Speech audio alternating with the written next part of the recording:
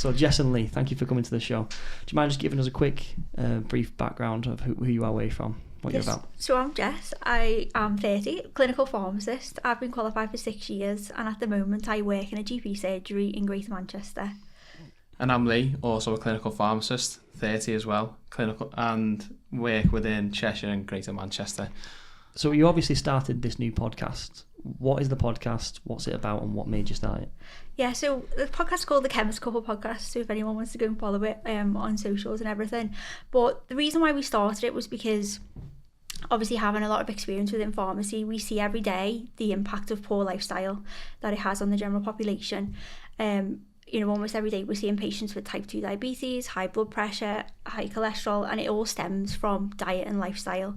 So we just wanted to set up a podcast where patients or people have access to evidence-based advice, and we sort of try and put it in a way that's understandable, and also everything that we advocate for we actually do ourselves, so we hold ourselves accountable. So yeah, it was just really to document that, wasn't it? And then it was, and the fact that we over rely on the health system within the UK. It is free and it's such a blessing, but in other countries you don't have that access. So it was, if we empower people to act upon their own health and things that they can sort of prevent, is the best outcome. Would you say that most of the things that people rely on the healthcare system for, are they like completely preventable from an individual point of view?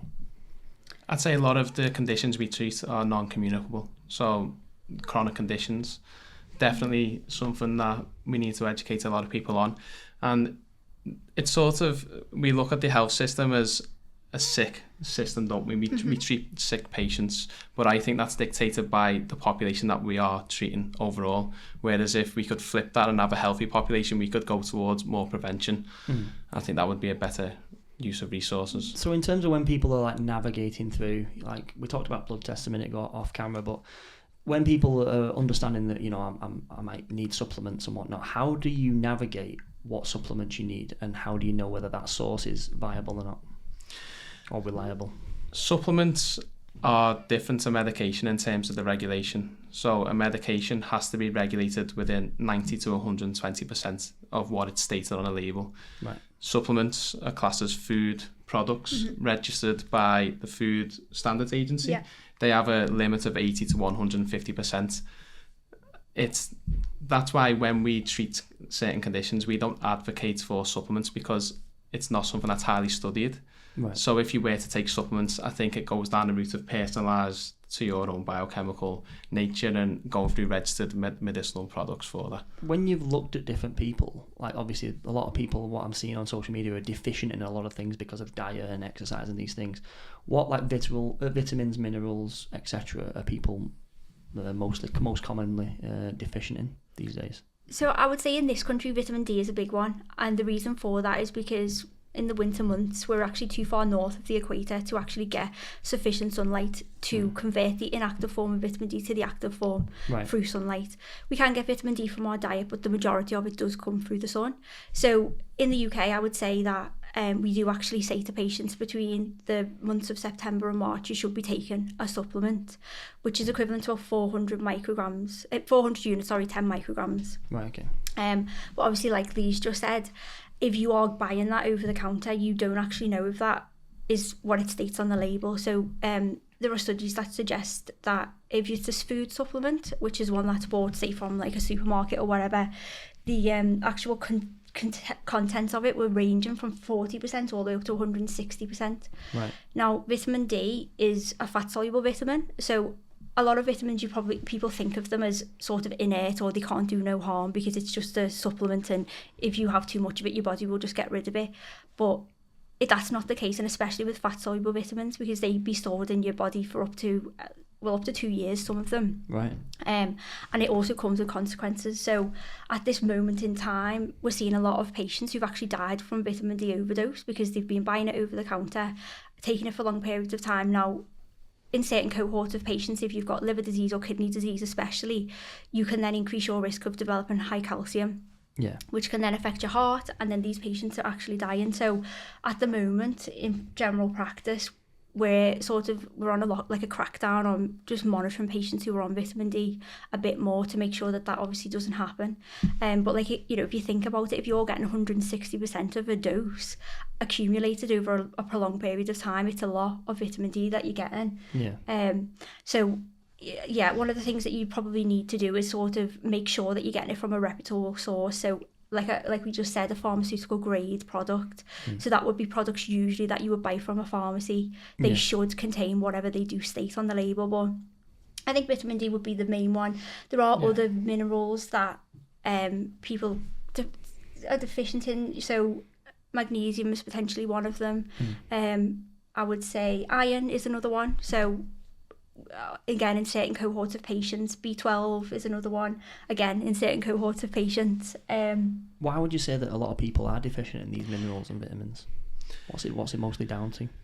I mean, vitamin D is mainly due to sunlight and lack of exposure. In terms of the other supplements, I think it's because we treat food now as macronutrients, so protein, carbohydrates and fats. We don't look at the micronutrient content of a lot of these foods, and especially the fact that we've gone more to ultra processed diets. We don't incorporate foods of whole food origin, organic origin, where they would contain these non-essential components. Right, okay. Yeah. So I think that's a big driving factor. What are some of the dangers of having like such a high diet in, like you just said, like having a lot of processed foods, and like what are some of the dangers and side effects of that? So ultra processed foods are basically stripped from fibre. So fibre being the main sort of food for the intestinal system, the gut microbiome, which we talk about a lot. It's something that is an evolving science, and it's involved in a lot more things than we let on to be honest. Yeah, I think we also know that a diet that consists a lot of ultra processed food is linked to cancer, like more cancers. It's linked to cardiovascular disease. It's linked to obesity. You know, there's a study that was done recently in terms of they put a cohort of patients in a controlled environment, and they basically fed them for 2 weeks on a whole food diet and then 2 weeks on an ultra processed food diet, the same macronutrients and micronutrients within them, and the cohort of patients eating the ultra processed food diet ate 500 calories more a day than the whole foods, even though they were given the same amount of food. Right. So ultra processed foods, they affect our biology in such a way that it causes us to overeat. Like Lee said, they're almost void of all fibre, which is a prebiotic. Is that sometimes like because like they put things in to make them sort of addictive, so you eat more of it? Like what are some of them things that you, like, do you know?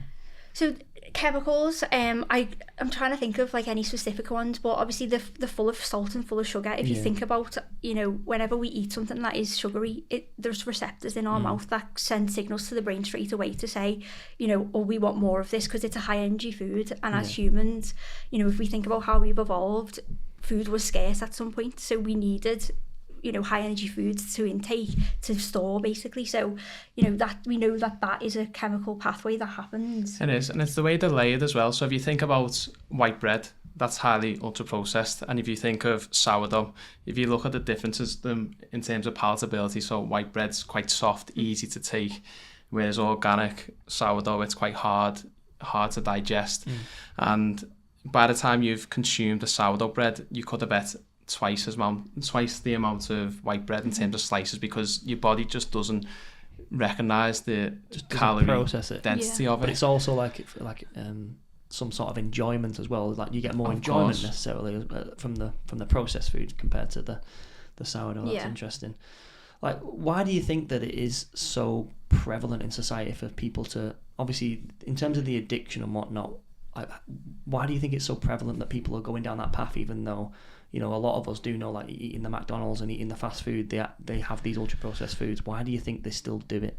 It's mainly down to the financial implications, really. With ultra processed food, you can put it in a tin, you can store it for a long period of time, where organic whole foods, you've got to consume them within 2 to 3 days. So in terms of getting fresh produce 3-4 times a week, that is completely offset by if you can get it all pre-packaged frozen food, ultra processed, which stores for 1 to 2 weeks. So I think financial factors play a big part. Yeah, I do think that's a big one. I also think though that if you do think about a lot of ultra processed foods, so like breakfast cereals are one of them, you know, that have Thank you so much for watching this video so far. If you've enjoyed this video, don't forget to leave a like and comment, and also if you can hit that subscribe button down there, it helps us out massively. contain largest amounts of sugar, but they will have things on them that will say like high in vitamin D or, you know, high in calcium. And so I think people do also think, oh, this must be healthy for me. Or you'll have a yogurt that says it's high in protein and it's ultra processed, and so okay, it may be better than an alternative for like a McDonald's or something, but it's still not as good for you as a natural yogurt, like a Greek yogurt. And so I think it can sort of confuse people, and people maybe do think that they are eating healthy foods when maybe they're not. Yeah. If I was to give you like a sort of a hypothesis in terms of saying, if I was to eat a diet where I eat 3,000 calories a day, but, you know, option A is that I eat 3,000 calories of highly processed foods versus option B of eating completely organic food, but still 3,000 calories. In 10 years' time, what would be the possible effects of me eating, obviously, the option where I go with the fast food versus the option of organic? What are the risk factors? I think cardiovascular disease, I think non-communicable diseases in general will be higher in the ultra-processed group. Yeah, I think we already know that from studies. Like I say, there is a huge link between ultra-processed foods and all of these diseases. Now, granted, I know that there are a lot of them observational studies, which means that you can't control for everything, and so there might be other factors that are affecting it. But there are so many studies out there now, and we know that the introduction of ultra-processed foods, we saw a huge spike in obesity and all these different diseases. So I think it would be foolish to think that there definitely isn't a link between it. I think also it's to do with your gut microbiome as well. Like we were just saying with the fibre thing, that's involved in every single system within your body. And so if you're not feeding that the correct food, we know that the chemicals in ultra-processed foods are potentially harmful to the gut microbiome. So definitely all those things that Lee mentioned, you're going to be increasing your risk of. Yeah, we'll circumvent back round to the microbiome, but if we just go down that the supplement route, one of the biggest supplements at the minute that's become very prevalent in the last few years has been creatine. So, like, what are the benefits of creatine, and should everyone be taking creatine? So it's not something I've ever taken, but the benefits are that it is meant to increase the metabolic activity of your muscles, so pull in and make more ATP to sort of increase your exercise threshold. That's the idea of it. In terms of should you take it, it's all down to the reason why I don't take it is I feel as though if I can eradicate certain things that I would necessarily rely on, it allows me to train and go about my daily activity in the same way no matter where I am in the world. Right. But I don't think there's any harm from it. From the studies I've read, normally people have it in about 5 grams a day. Do you take it? Yeah, personally, I take it. Yeah. What do you normally have? I usually have like someone told me to take it roughly 1 gram per 10 kilograms of body weight. So I tend to take about 7 to 8. Okay. 'Cause I'm about 75 kg, but I take it. But like, do I really notice a massive difference? Probably not. But I take it because I'm a footballer and I think what you're saying is you kind of want your body to rely on itself rather than yes. But the evidence it is quite apparent that it does work. It does increase the ATP production within muscles, which is what you're after. You're after a higher threshold. Yeah. And the idea is that if you can keep raising the threshold at each training interval, then your endurance, everything peaks. Yeah, that's right. I have noticed it a few times where I've gone through periods, months, where I've sometimes not had it. And is there a massively significant difference? Probably not, but there is sometimes where I've been in the gym or I've been on a football pitch and I've done something and I felt really fatigued and I thought, I'll perk up in a minute, and I'm probably not. I've never really had that like when I've been on it sort of thing. So I have seen a little bit of a benefit, but nothing too crazy as people say. But is it something that you take? I don't know, and to be honest, I've never really looked into it until you actually asked about it. I know that obviously a lot of people take it, but I think from our point of view, with a lot of supplements, and I think that it's important to get across is that a lot of people may take supplements to sort of mitigate other things in the diet and the lifestyle. So they may think, oh, well, if I take a multivitamin, I can eat whatever I want because I've had all my vitamins that day. So I think we tend to focus more on our nutrition and getting that correct. And then, I mean, at this moment in time, if I'll probably go and have a look more at creatine and probably will start taking it if the evidence suggests that it's good for me, because I feel like we've optimized a lot of stuff in our diet and lifestyle, haven't we? So. Yeah. I think the hardest thing about vitamins and supplements in general are that the theory behind them are perfect. So creatine, if you enhance something that's going to improve your performance, why not? But it's the fact that they're not regulated. So when you take a supplement, studies could be, well, legally it can be 80 to 150%, and then some studies suggest it could be 40%. So what are you actually taking? That's the point that I'd like to make. But like Jess said, if you've got the foundations, a supplement is exactly what it is. It's to add on top, to give it the extra 2 to 3%, not to build the 50-60%, which a lot of people, I think, do the inverse of what you're doing. Yeah. So like that kind of leads on to a question I was going to ask eventually, but like a lot of people think that, like you just said, like supplements. So like I obviously, you know, Huel, don't you? Like Stephen Bartlett had his whole Huel thing. And I was talking to this girl one time, and she said, she asked me what I was having for dinner, and I said, I'm having a bloody whatever, I was having egg or whatever. And then I was like, what are you having? She was like, I'm just having this. And it was like the Huel shake. And I was like, and then it was like every day of that week, she had the same thing, Huel shake every day. And I was like, are you eating that are you drinking that for your dinner every day? And she was like, well, yeah.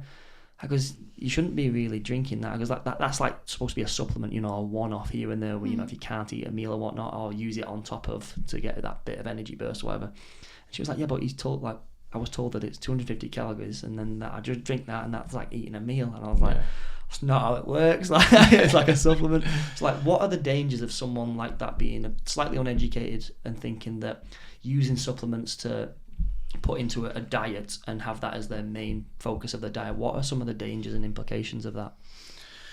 I think it is the lack of diversity within the diet. And I mean, we keep going back to all these other physiological processes within the body.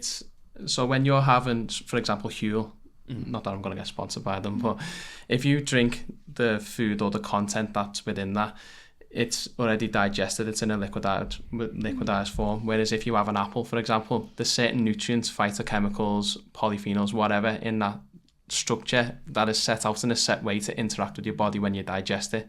So I think that's becoming more and more apparent, that we can't just extract food from a whole food and put it into a supplement or a drink and get the same benefits. It's not linked in any way, is it? Yeah. That's what the evidence has shown anyway. Yeah.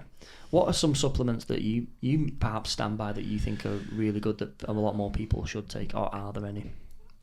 I think vitamin D is probably one of them during the winter months that we definitely should be, because we don't get enough from the sun. And then obviously if people are deficient in vitamins, that's another thing that we need to sort of get our point across over, because if you have deficiency, then you obviously do need to be supplemented in a way.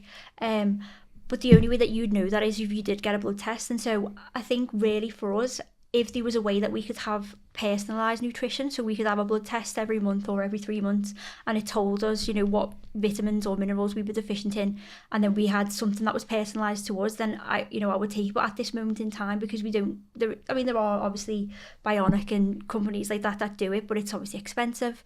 At this moment in time, apart from vitamin D, there is nothing that I would take. No, I mean, we don't take any supplements at the moment, and it's something I want to get across is that we're not against supplements and medication because we practice in it, but it's the idea that how can we be certain what's in them? And vitamin D is definitely one. If you can personalise anything to yourself, I think that would be the key, but it's expensive at the moment. Protein was a supplement I used to take. I used to take protein, well, when was that, up until? Last year, wasn't it? Yeah, just over a year ago, I stopped taking protein because of the studies suggesting when you used to start going to the gym, it was 2 grams per kilo. Wasn't it? That was the threshold that you were meant to hit. Then studies come out saying 1.4 to 1.6 grams per kilo were adequate. So that's why I sort of removed it, because the Western diet normally has enough in. Enough in anyway. I haven't really lost too much, if I'm being honest. But lost too much what? Like muscle mass or anything. Right. I don't think so. No, and that's a good point actually about the Western diet, is that if you are having a diverse Western diet, we shouldn't be deficient in anything. Obviously, we know that 60% of adults do actually get their calories from ultra-processed food, so it's arguable that 60% of adults get, and 70% of children in the UK. Really? Yeah, it's huge. And if you compare that to France, it's about 12%. Jesus. Yeah, so obviously, everything in context. So if those people, and that's the only way they can get their calories, then potentially a multivitamin or something like that would be beneficial for those people. But if you've got access to it, then I think sorting out your diet first and eating a diverse whole food diet that's got full of plants, then that would be the best way to sort of supplement Vitamins and minerals. Are there any sort of supplements or medications that people should just completely stay away from? Anything that you've read where you've thought this is a massive red flags over it? Was you going to talk about St. John's wort? It's more of a herbal product. Have you ever heard of St. John's wort? No. So a lot of people will take it for low mood, anxiety. Herbal product, it's actually got a lot of evidence behind it. But the problem is that when you take St. John's wort, it sort of induces the enzymes within your liver, which normally would clear other medication. Right. So it increases the rate of removal of other drugs from the body. So people think, it's just affecting my mood, it's got no other physiological consequences. But in reality, it could be increasing the rate of removal of all these useful high-end drugs. And I actually think it's just the opposite as well. So some medicines are called like enzyme inducers or enzyme inhibitors, and I think it does the opposite. So it actually then increases the amount of certain drugs in the body, so then you can become toxic. So it's a very complex one, St. John's wort. So if you're not taking any other drugs, then there is good evidence for it. But if you are, especially the contraceptive pill, I know that's one, and then other heart medications, then I would. Yeah, and this is not necessarily something you would stay away from, but I wouldn't blindly take a supplement. Yeah, unless you knew everything. Yeah, because, I'm just trying to take an example, but if a patient comes in and they're tired all the time, that's a generic code that we can put on there. That can be due to a lot of things. Could be low thyroid, could be low B12, low folate, for example. And if you just go and take a supplement to try and combat the problem that you've got at that time, you may never get to the root cause of it. So I think you've always got to go and get a baseline medical or some sort of review to see what is appropriate to you at that time. Right. Yeah. I also wanted to touch upon another one, which is not something that I would avoid, but I would say it doesn't get enough attention. So it is retinoid products. So retinoids, usually retinol is what is the brand, is the name of it. And what is that? So it's a vitamin A derivative. So so usually it's in topical creams. So very good for treatment of acne and other skin conditions. Have you ever heard of Roaccutane? No. So Roaccutane is an oral form of retinoid, but it's highly toxic to an unborn fetus, so it's teratogenic. So a lot of women and girls of childbearing potential are actually using these face creams. You can buy them from like Home and Bargain and things like that. Now, theoretically, the amount of retinol that actually passes into the bloodstream is low. However, you can't actually say how much is going to pass into the bloodstream, because you can actually absorb anything from 10% to 90% through the skin. So if you've got a cut, then obviously you're going to get more absorption, etc. So I would just be wary for any women who are actually using a retinol. And what can that cause? So it can cause birth defects. So if you are to obviously get pregnant while you're taking it, it can cause like abnormalities. I don't know which ones, but if we give them on a prescription, a patient has to be counselled and we have to put them on contraception. So and then especially with Roaccutane, like if anyone's been on that medication, they'll know you're in every 4 weeks having all different tests, and you have to have a pregnancy test that's negative before you start using it. I mean, there's been loads of drugs in the past where they've kind of forgot to test them on pregnant women, and then obviously, because you can't test them on pregnant women, but there's problems. But you mentioned a minute ago, obviously, like you said, that the stats of 60% of adults eat processed food and 70%. So that's in the UK. Yeah. So why do you think, and then you compared it to France, why do you think it's so much worse in the UK than it is in France? Because obviously they have McDonald's, they have all this stuff as well, access to it, and obviously they have poverty where, probably low income households have to, buy fast food or processed foods. But why such a difference, and especially why, obviously, with it being so close?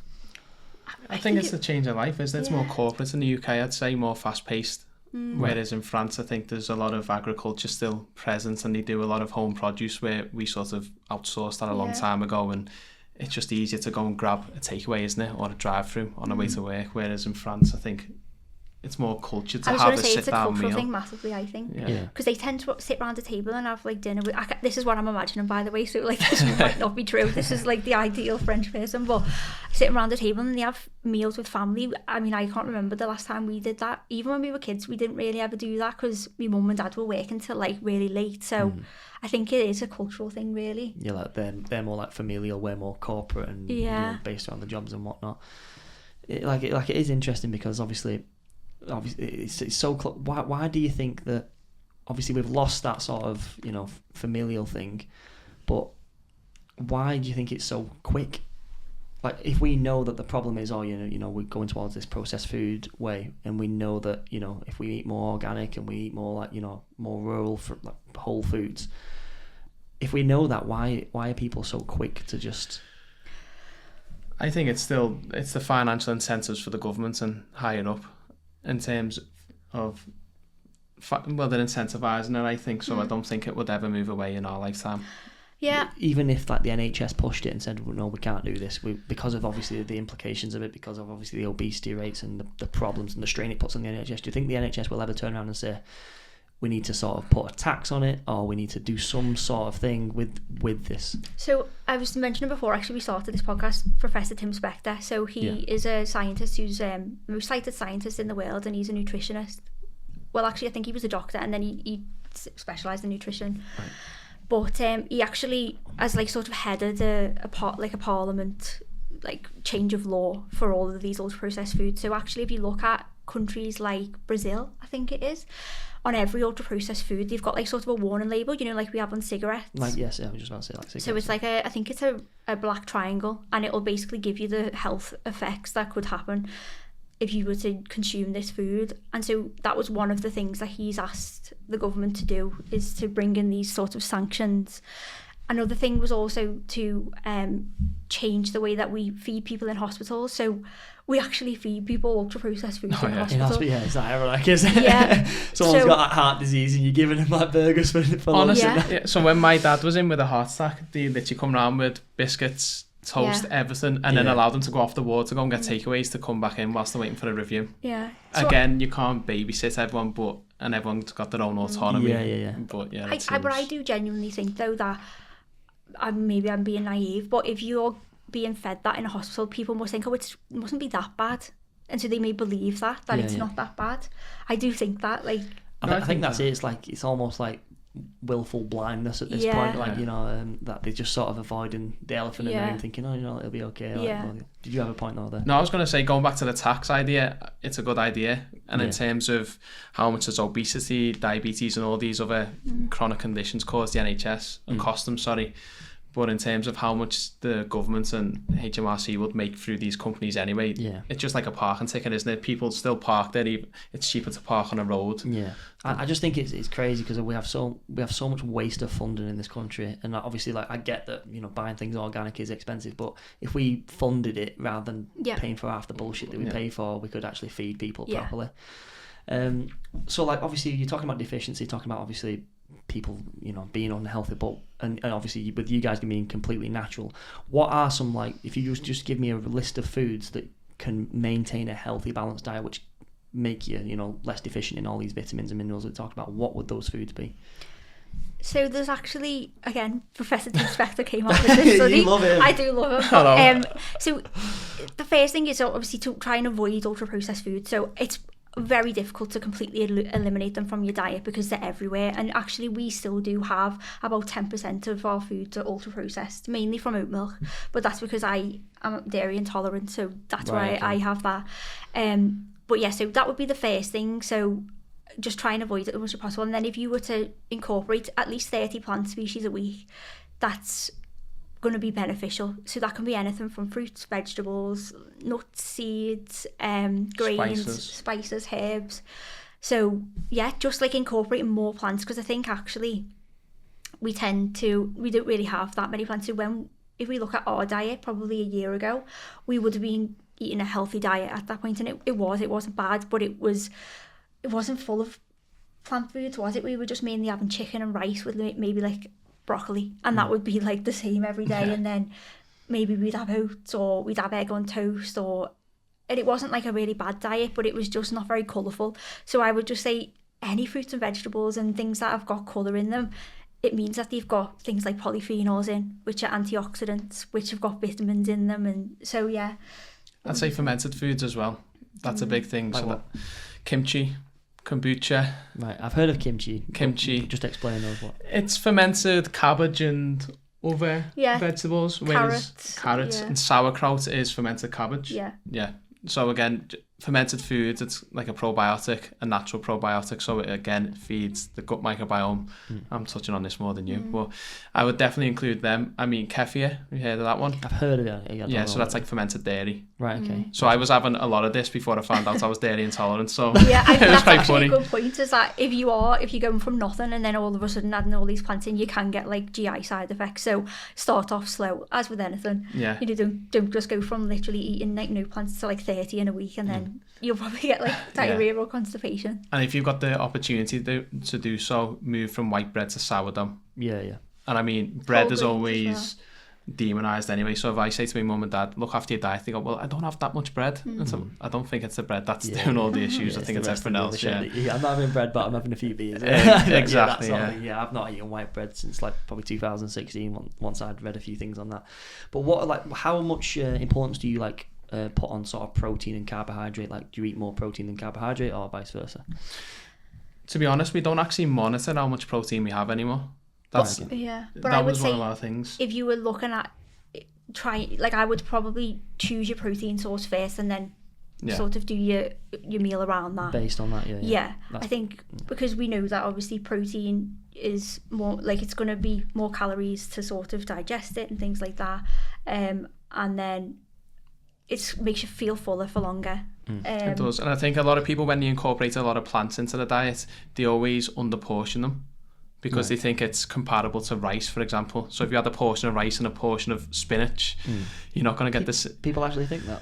Well, I think a lot of people don't put enough on there. So we fell victim to this when we first started going towards more of a plant-based diet. We are still omnivores, we eat everything, but when we went more plant-based, we didn't have as much in volume as we should have. So we were feeling still a bit hungry, when in reality we just needed to increase the amount of other fibre within the plate. Obviously, just around the supplement thing off, we talked about taking too many supplements. You mentioned the vitamin D. Are there any other supplements that are highly dangerous to be taking sort of too much of? I think the vitamin A one that I was saying before, that one is so I think that it's all the fat soluble vitamins, because they can be stored for a long period of time, and they're not as easy. It's not as easy to get rid of them. So your water soluble vitamins are your vitamin C, your B vitamins. So if you do take too much of them, usually your body's quite good at just getting rid of it through the urine. Whereas if it's fat soluble, it can't do it as easy. So it has to convert it to a water soluble form and then excrete it out. So it's a long process. It's a longer process, and so. And then also they can be stored to, like I say, to up to 2 years. So you may have like a high store or like full stores, and then if you're adding even more in, it's just going to increase rather than your body just getting rid of it. So that's vitamin A, vitamin D, vitamin E, and vitamin K. But ideally, and any supplement shouldn't contain more than what you should be having. But like we know, you don't actually know whether it does contain more or not. Yeah, and I was just going to say, every vitamin in its own right could be dangerous depending on the patient demographics. So vitamin K, for example, it's in green leafy vegetables.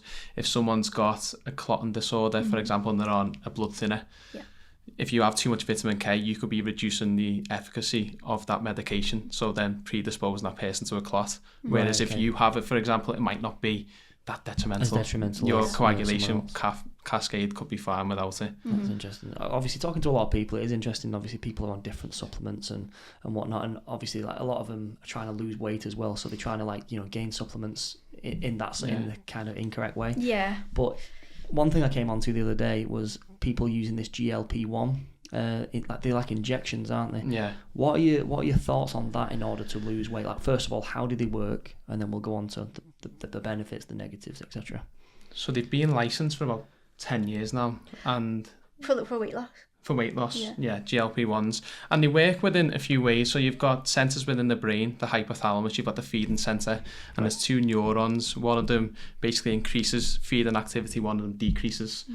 So it acts upon them to decrease basically energy intake within the body, and then it also does other things. So when you eat certain foods, it delays gastric emptying, so then reduces the amount of food that's being emptied from your stomach, meaning that you can't fill it beyond a certain capacity. Right, okay. And it's basically the overall effect of GLP-1s is to reduce your energy intake. Thank you very much for watching, and thank you for your support so far. However, YouTube is telling us that over 72% of you are yet unsubscribed to the channel. So if you can do us a massive favour and hit that subscribe button, it'll help this channel out massively and help us create content more in the future. So it's almost like a chemical gastric band.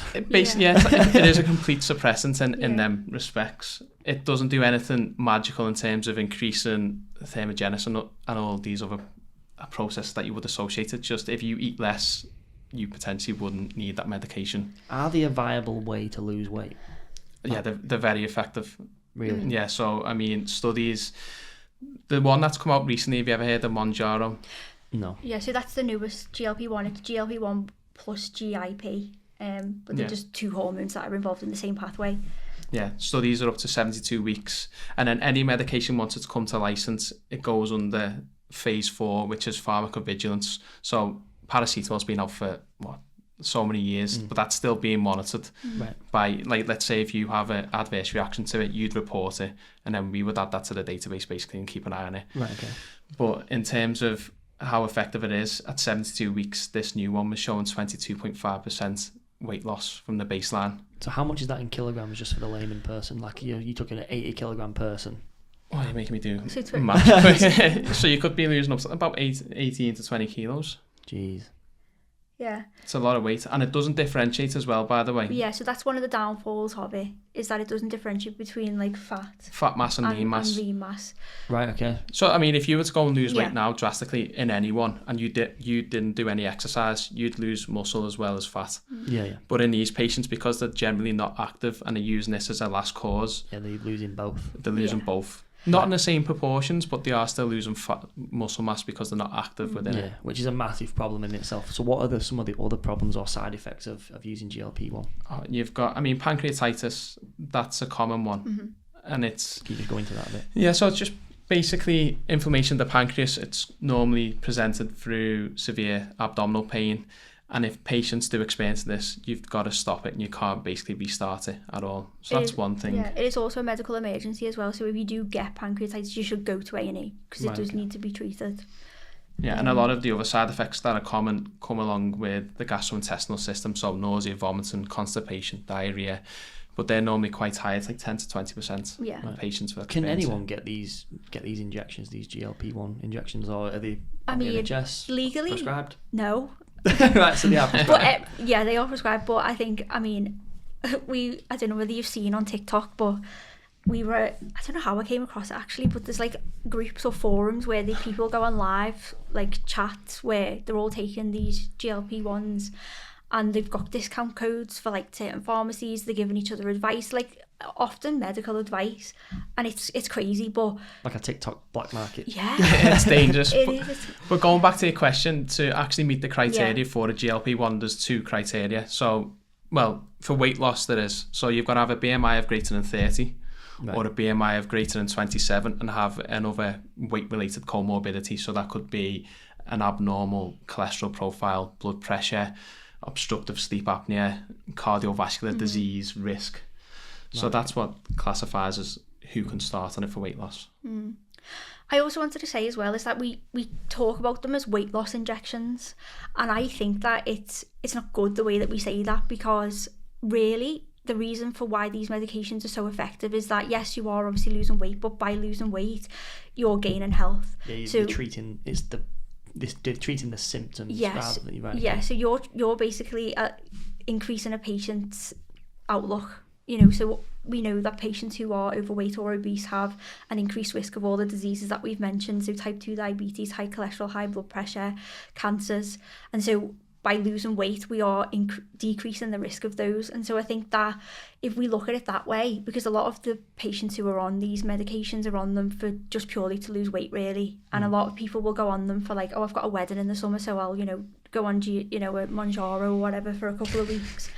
And then they won't ever change the diet, the lifestyle, and so then they'll just go back to whatever they were doing. Not everybody, but we do know that it happens a lot. Yeah. Whereas I think if you look at it from the point of view of a health gain, it forces people to think about it differently. That actually, I'm not doing this just to lose weight. I'm doing it so that I can gain health. Yeah.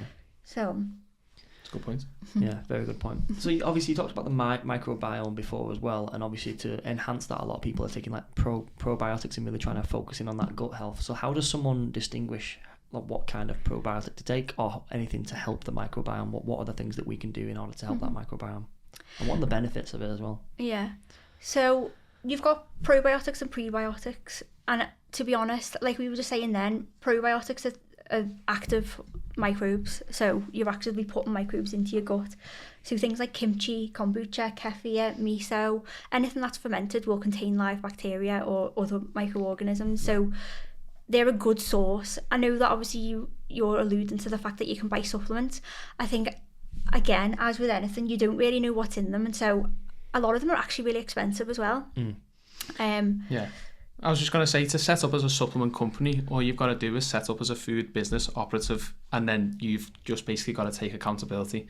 So what happens? So you could set one up now, import something over from China, you've got full accountability. But from a completely healthy, balanced diet, you can have an optimized microbiome. Like, what are some of the apart from them, obviously the fermented food, what are some of the more relatable foods that people could be taking to help their microbiome health? Health? Plants, basically. Right, so anything that contains fibre. So fibre is known as a prebiotic.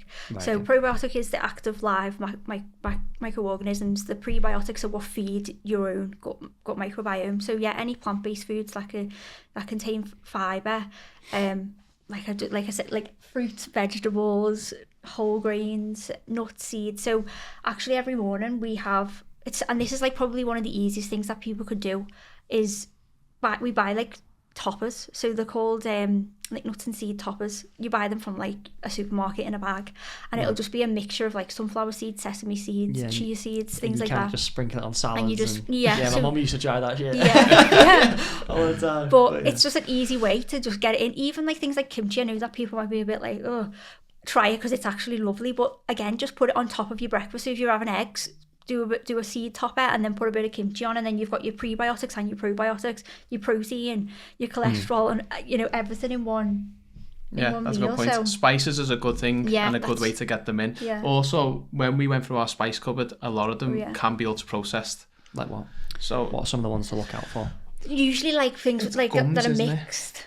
So usually mixed spices will contain gums. I know, obviously you're gonna, but it's all about weighing it up. If that's gonna enhance your life psychologically, by all means keep it. I'm sure it's not gonna be that detrimental, but it's just being wary, like to optimize it. Like, because I do have pretty much a lot like with it, like individual paprika and coriander, but then I have a few with it mixed. But like obviously for ease. So I think sometimes it's interesting like to look in, because a lot of people do this when. It's good to be optimized, but some people go that far down the rabbit hole. It's like when it's not optimized, they're causing themselves that much stress, and we all know what stress does. Stress is actually worse than probably taking the thing in the first place. So like, can you allude to that a little bit? Like, what in your experience is it sometimes better to not necessarily not worry about what you're taking, but not to worry about it being 100% perfect? I think go on, you go. I was just going to say, we actually wanted to do a podcast on health anxiety, because I think that there is a fine line, like you say, between wanting to be healthy and then it completely consuming you. And I do believe in everything in moderation. Like we said before, we're not saying to avoid everything that's ultra processed, because you physically couldn't do that, because it's so hard nowadays. So it's just about reducing it, just to a level that was less than what you were before. I think a good example is alcohol. So it's actually determined that there's no safe level of drinking alcohol. But the idea of, let's say you have 1 pint a week and it makes you go out the house to socialise, that social aspect is probably more beneficial to you than not drinking at all. Not drinking alcohol. And it's that everything in life and health in general is a risk benefit, isn't it? And I think that's what you've got to do on an individual basis. What are some of the things, like, obviously you're talking about alcohol there, what are some of the things that most people don't understand about alcohol on a biochemical level? Like, what are some of the things that it does to you that you'd want to know about? I think about the fact that, if you drink alcohol, then your body basically doesn't do anything other than trying to break down that alcohol. So it doesn't do any metabolism of any fats or anything like that, so it basically just stores it. So even though people are like, oh well, a vodka's got so many calories in, and so I'll have vodka sodas all night, actually by drinking the alcohol it doesn't even matter, because your body just doesn't do anything other than getting rid of it. So because if you just had a pizza just then, your body's focusing on the alcohol and not it's stored, like all that pizza's just getting stored as fat. I think that's the biggest one. Because that's why it's limited to 1 unit per hour. That's why you always hear that sort of metric come out. It's because it's sequestering NAD, which I think you sort of alluded to in the past anyway on a question, the NMN supplements. Oh yeah. It's all to do with that anyway, but it's this idea that it can cause liver sort of fat deposits, and that's when it starts becoming problematic. And apparently it's from the first time you've ever drank alcohol. Is it? That's what I've heard. It starts leaving tiny little fatty deposits, and the liver can regenerate and remove some of it. But if you obviously carry on drinking, carry on giving injury to your liver, and then you get fibrosis and then cirrhosis, and then there's no go back from that. And we see quite a lot of it, don't we, in practice? Especially in Liverpool. That's why we were talking about the ALT levels before in Liverpool. Liver disease is a big one in this city, which is really sad. Like how quickly can you go? Like obviously, if you're, what would the optimum level be? I guess I'm trying to ask in this question. I'm trying to articulate it in a way. What would the optimum level be if you have a regular guy that loves a pint and whatnot? What would you say to him would be like, go to this point, but if you start going past this point, then that's when it'll start becoming a real danger. You said 1 pint a minute ago, but when would it be? Would it be at 1 pint, or could you get away with more? The government recommend 14 units a week, which is, what's that, 6.5 pints of normal strength beer, divided over the week. And it was previously 21 for men, 14 for women, but now it's been categorised as both 14 for both genders. Right. In terms of that metric, where they've come up with that evidence, again, there's no safe level of drinking. Yeah. There was this thing, have you ever heard of a J-curve for alcohol? A J-curve? No. A J-curve. So it's basically where if you drink to a certain point, it will then improve the benefits. Right. Okay. So they believe that drinking 2 pints, was it 2 so units or 2 pints a week? So it's basically like, if you think of a J, so like if you don't have any, this is your risk. So it's like you're higher risk. Then if you drink 2 pints, the risk went lower, and then if you drink more than 2, it just shot right up, like it was completely like that. Okay. So they were thinking, oh well, actually people can drink two units of alcohol and it's beneficial. Right. But when you look into, so I think that's where they came from, them like 14 units. But if you actually look deeper into it, a lot of the people who were not drinking were previous drinkers, and so their risk is higher because they've already been drinking for a long period of time. Do you understand what I mean? I get what you mean. Yeah, but in terms of a mental health aspect, and is it going to do you better in relationships? 1 to 2 pints in a sitting is not going to be too detrimental, I don't think. So, like, obviously talking about alcohol and talking about different things, how much of someone's health is external and how much of it is internal? Would you put more focus on, if you see someone who's in shape and whatnot, can you automatically assume that they're perfectly healthy, or would you relay more importance on the internal? Definitely internal health. Because I'm probably an example of that. Yeah. I'm okay externally. I didn't want that to come out awful. But internally, through genetics, it's not the best. So we've got a family history of cardiology diseases within the family. So my lipid profile is pretty bad. In terms of what? In terms of cholesterol, bad cholesterol, which there's no such thing. But my cholesterol levels are a bit higher than what I'd like, despite having a very clean diet, I'd say. And I've got a genetic form of diabetes as well, which we went and got blood tests recently. And even I fasted for longer. I think it was 2 hours longer than you. So it was an 18-hour fast. Jess's was 16. And my blood sugar was twice Jess's. Right, okay. So would you have type 1 diabetes? No, I've got one called glucokinase MODY. So is that I've never heard of it? It's a very rare one. It's a very rare one, yeah. Not many people know about it. It's one of the only diabetes where you actually don't have any increased risk of long-term complications, such as like kidney disease and eye disease, etc. Right, okay. So it's kind of lucky then. Yeah. Lucky in an aspect, but in terms of, if you looked on the face of it, you wouldn't think that would be happening underneath my body, but like my glucose is double yours at any one point. Yeah. So you can still produce insulin, but you just have heightened glucose levels at all times? It's insulin. It's just a bit lazy, isn't it? So it doesn't produce it until like his glucose has gone higher than what really high. Yeah. Right, okay. So he's basically got like a higher, what do they call it? Like fast. Higher basal rate. Yeah. But if we were both having a sugary drink now, we would have the same response. But when yours returns back to normal, yours will be down to 4 to 5 millimoles. Mine will still be just under 7. Right, okay. So, like, obviously, talking about internal health, external health, how important is it to look after our health now rather than later? Like, is there because a lot of people say, like, I've said it myself when I was at uni. I don't really like alcohol that much, but I was drinking a lot, obviously, for the social aspect. Yeah. And I was always saying, it doesn't matter now because I'll sort of, when I'm 23, 24, I'll knock myself out of it. But is there a specific limit where it becomes really hard to reverse the effects of having a poor diet when you're younger? I mean, a lot of cardiovascular disease starts from as early as 15. 5. Yeah, I mean, it can be even younger. So when there's been car crash victims and they've done an autopsy, they've found fatty deposits within arteries at that point. Right. So a heart attack, for example, so my dad had one at 50, that didn't come about within the year before. That's been 20, 30 years before. And so the Even things more you're doing now yeah. are really benefiting you in the future. In terms of, can you ever outdo a diet? It depends on your genetics. I think genetics do play a big part, and that's where if you have a genetic abnormality, medications are, that's where they come in, and really you can do everything that you want to with your diet, but it's not going to mitigate that genetic risk. It can do a little bit, but not to the extent of what a medication could do. But it's more so like your health and diet can just delay it. Like, can it delay it like significantly, or is it not really that significant, would you say? Yeah, so there's something called epigenetics, which means that if you have a genetic predisposition to something, through diet and lifestyle, you can sort of switch on and off certain genes. Right. So yeah, you definitely can. But I just mean it in the sense that when Lee was talking about cardiovascular disease, for instance, there is something called familial hypercholesterolemia, which runs in families, and it means that your cholesterol levels are so much higher than the general population. And I don't think, from what I've read and what I've seen, that a diet could ever get your cholesterol levels down to a level that you'd need it to be without the use of a statin, for instance, or another medication.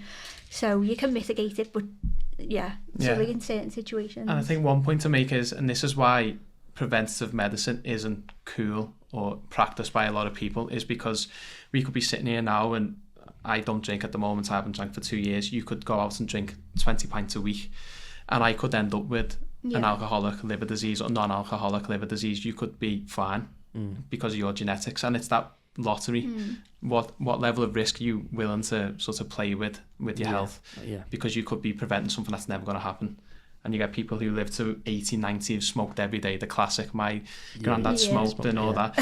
We know it's causally related, but it doesn't mean you're ever going to have it. Yeah, there's always exceptions to the rule. Of course there's, yeah. Okay. What are some of the biggest barriers stopping people from being like the healthiest version of themselves? Like, obviously we talked about diet and whatnot, but like, what are some other factors that really stop, obviously in your experience, that really stop people from becoming the healthiest version of themselves? I think we just live in a world that's just so convenient. So like we're never in positions where we have to fight for our food, and like we used to. We're just so comfortable in with everything, aren't we? And I think we have an abundance of everything. We can literally order a takeaway now and it'd be delivered within the next half an hour. So I think it's down to that. Everything's easy, everything's abundant, everything's comfortable. That's a good one. I think social as well, in terms of, it's easier to ask to go out for a pint on a Saturday night than to go for a run or go to the gym and go and have a coffee. I think it's all of social expectations. I think that's one big thing that stops a lot of people. Why would they want to break away from what's associated as the norm? What's probably one of the biggest or the biggest risk factor of health that's threatening the UK at the minute? I would say ultra processed food. Yeah. Right. Definitely. I just think it's completely changing the way that we interact on all levels. It's stopping us from exercise, and it's stopping us from having social relationships because we consume it in isolation. I just think it's modifying the landscape of our culture for the wrong way. Do you think of that, or is there anything else? I mean, I think obviously the diet is obviously a terrible side to it, but I also think that from the physical side, like I teach PE, for example, and like the ability, not just the ability levels, but the willingness to exercise is massively downhill. Like I said, it's through a lot of reasons. Obviously diet, safety is a big one as well, of like kids don't engage like they used to, in terms of like, they can't, like my whole childhood was built on being with my siblings, being on the local field. Football boots were on more than my shoes or anything, like, things like that. And you just don't see that these days. And trying to get a kid to exercise nowadays is like, it's literally like the same pulling teeth. Well, just in general, not just in my experience, but anyone you talk to, the kids have to be in early, or even like with gaming and things like that, they'd rather be doing social media, TikTok and on the games. So like getting them actually engaged in physical activity for me is one of the most difficult barriers. But what are there any other barriers that you can think of that really are a threat to people being their best self?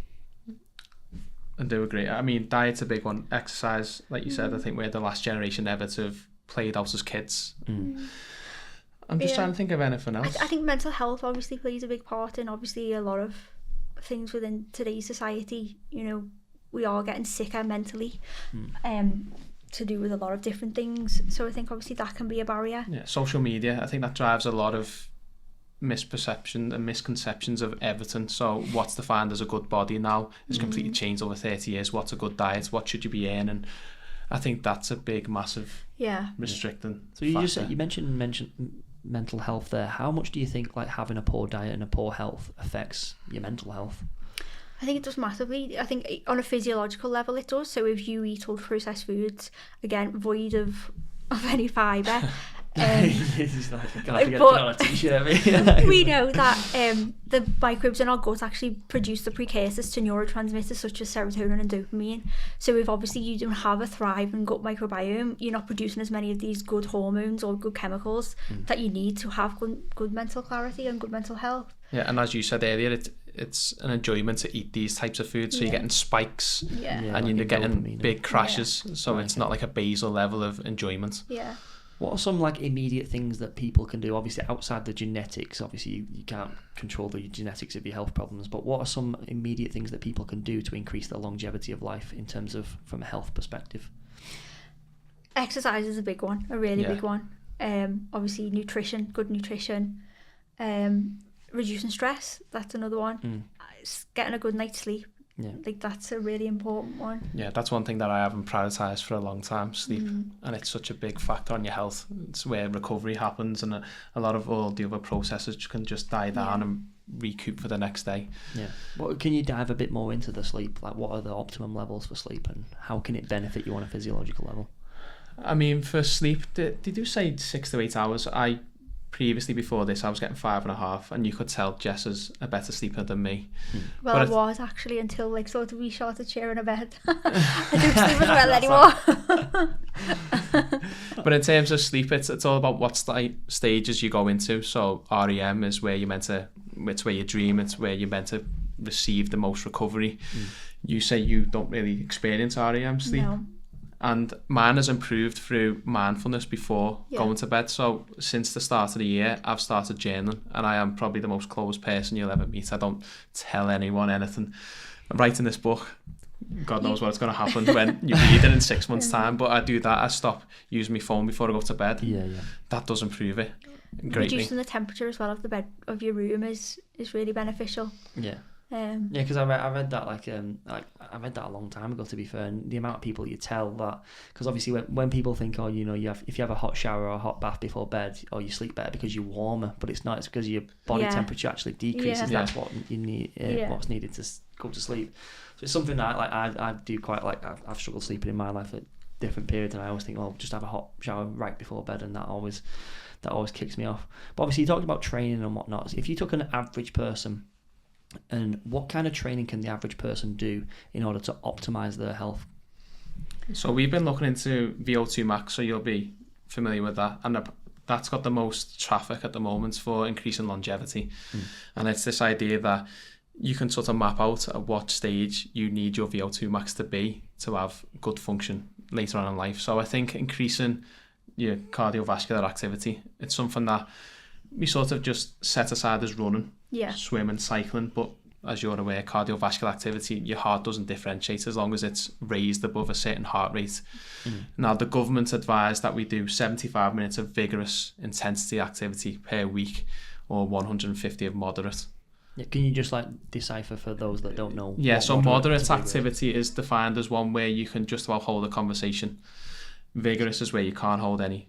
And the idea is that you can split that up, or you can do it all in one session.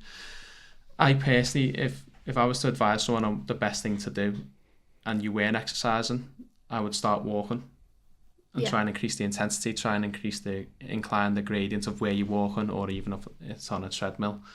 I would incorporate strength training, because muscle mass has been, again, also positively correlated to reducing mortality. a lot of patients who get into elderly years tend to fall due to lack of muscle strength, lack of mobility. So I've started doing more yoga. I probably do that twice a month if I'm being honest. Yeah. But it's something I need to do. Is it something you do?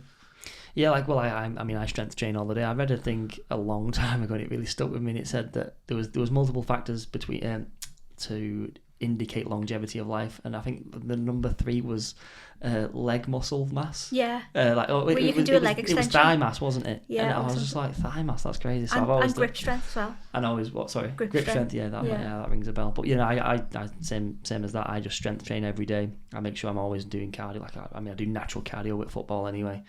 But and I've got like a race coming up. Well, not a race, but I'm doing like a 100-mile run at the end of the year. Well, in about 6 months' time. So I'm slowly building up to that, like doing like long distance running. So I do too much, to be fair, lately. But what are 3 other things that people could do, like little daily hacks that they probably wouldn't think of, like you said about journaling and things like that. Like, what are 3 things that people could do that probably wouldn't think of that would really benefit their health on a daily basis?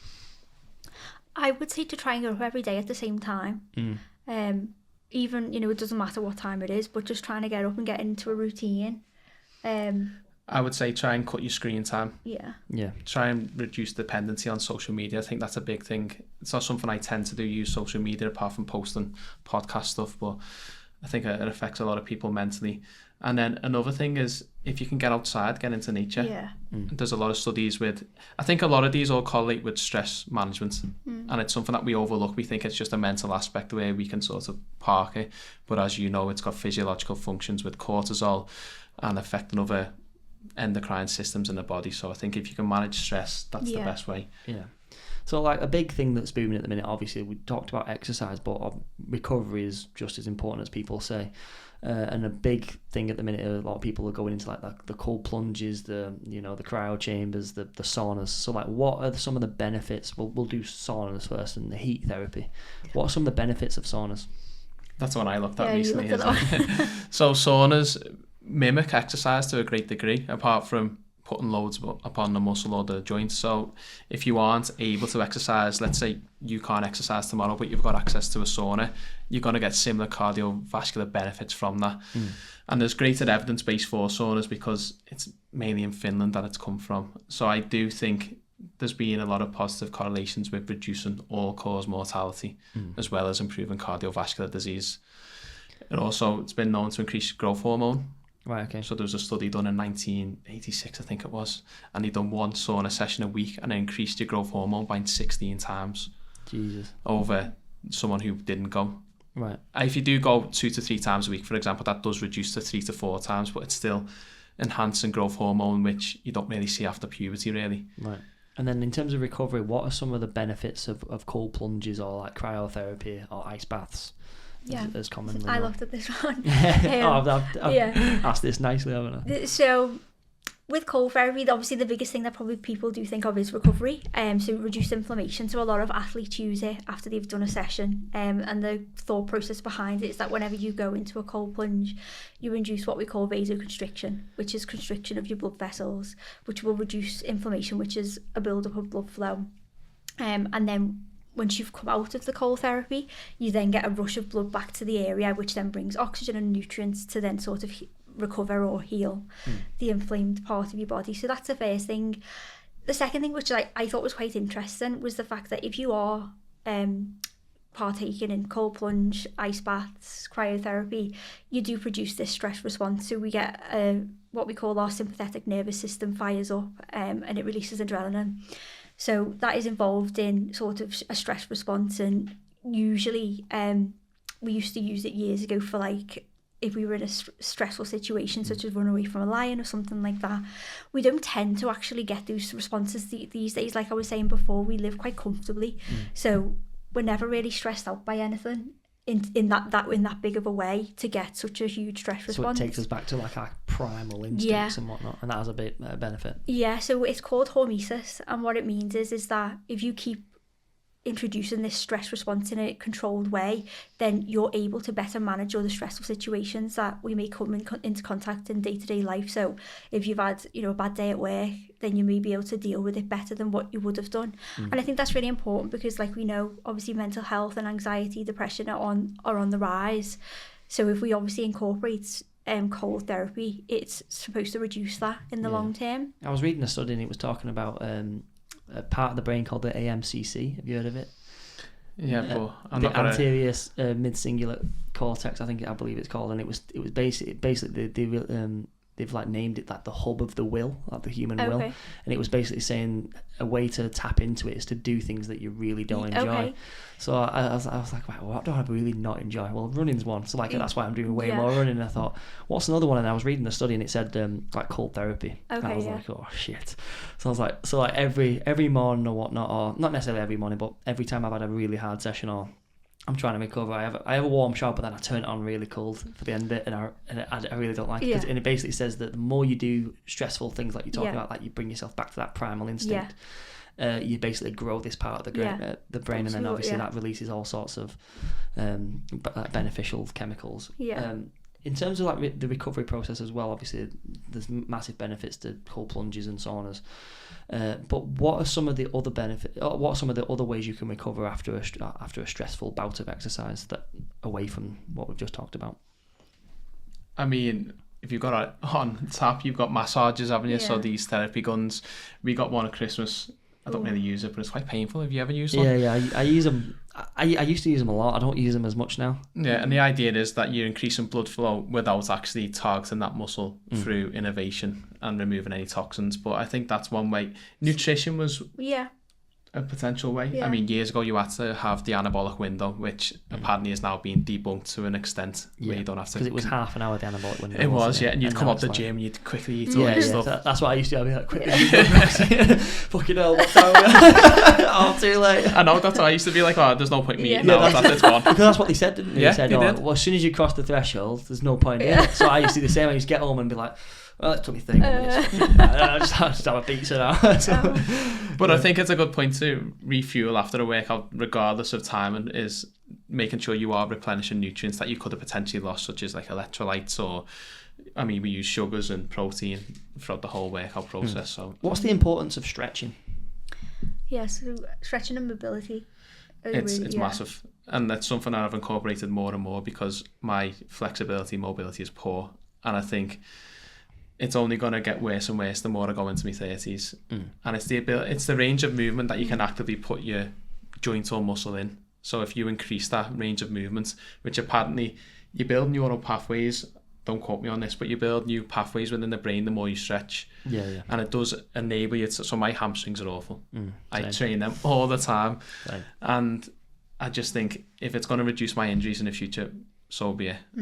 And it's something I personally took really seriously. I pulled my hamstring. I never had any muscular problems, and I think when I was about 24, I pulled my hamstring quite bad. It was like a grade 2, like bad enough. And I remember in uni, like someone predisposed me to it. She said, "Oh, one day you're gonna pull your hamstring." And I was like, "Well, maybe when I'm 40, And I was like, "Why is that?" She goes, "Like, well, touch your toes." I was doing RDLs, so like even though I was stacking the weight and doing quite well, like I'm getting like no depth on it.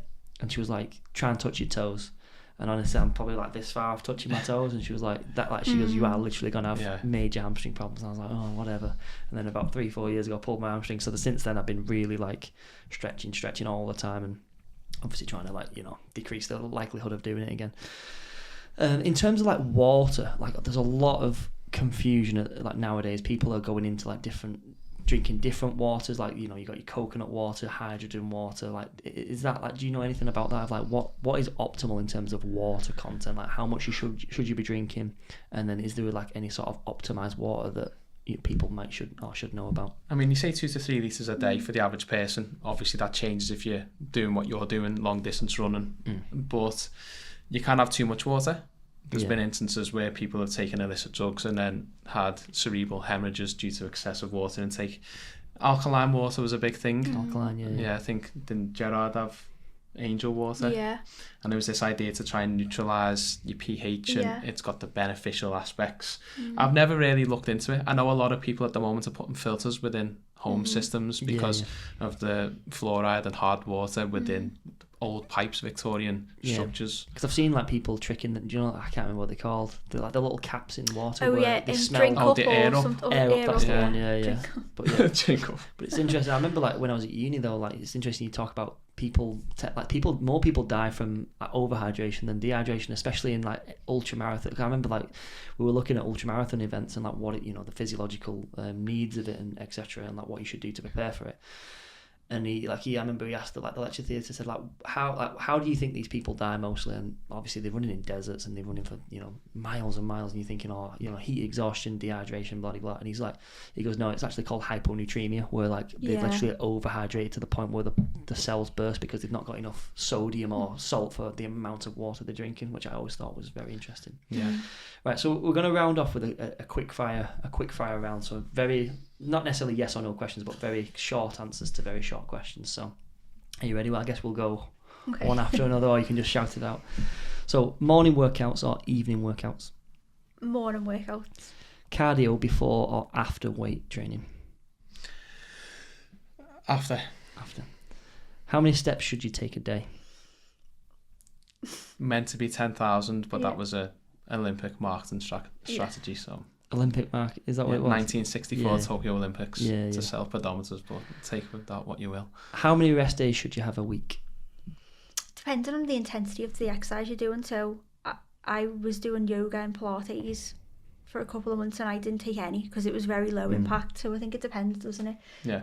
They say after every 3 to 4 days of intense activity, you should take one. Brilliant. What's the most overrated health food? Ooh. Can I say whey protein? Oh, yeah. Of course. What's the most underrated health food? You think avocados, probably? Yeah, avocados. I Definitely. think they're so overrated. I mean, nutritionally they're great, but I can't eat the avocados. They're horrible. What's one food people should eat more of? Kimchi. Yeah, I knew you were going to... Yeah. Best high protein snack? You've got whole chicken. I mean, but that's not a snack. No. I feel like it's a hard one because we don't eat protein snacks. Yeah. Okay. So like I make my own. So I make like I put peanut butter, some dates, maybe it's a little bit of honey, and then just like with some oats, and then just roll them up into a ball. So they're like little date balls. Yeah. Coffee, good or bad? Good. How much water should you drink a day? We said 2 to 3 litres. 2 to 3 litres. How many hours of sleep is truly ideal for the average person? I'd say 8. Yeah. At least. Best way to recover after a tough workout? Sleep, because you get a good sleep. And, sleep. Yeah. What's the simplest way to improve your mental health? Get away from social media. Yeah. For me. Brilliant. And then lastly, what's the worst advice you've ever received?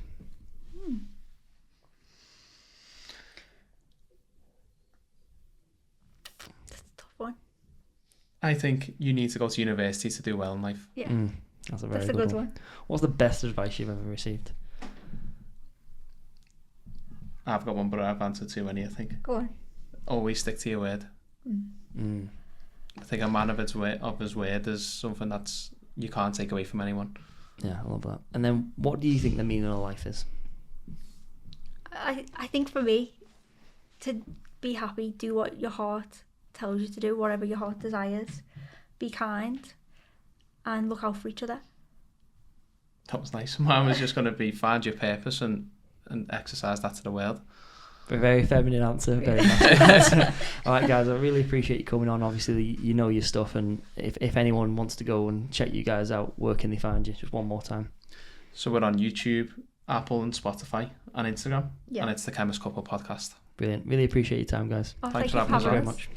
Thank you very much for watching. If you've enjoyed this video, don't forget to leave a like and comment on the video. Let us know your thoughts. As well, on your way out the door, don't forget to hit the subscribe button down here. It'll help this channel out massively. Thank you.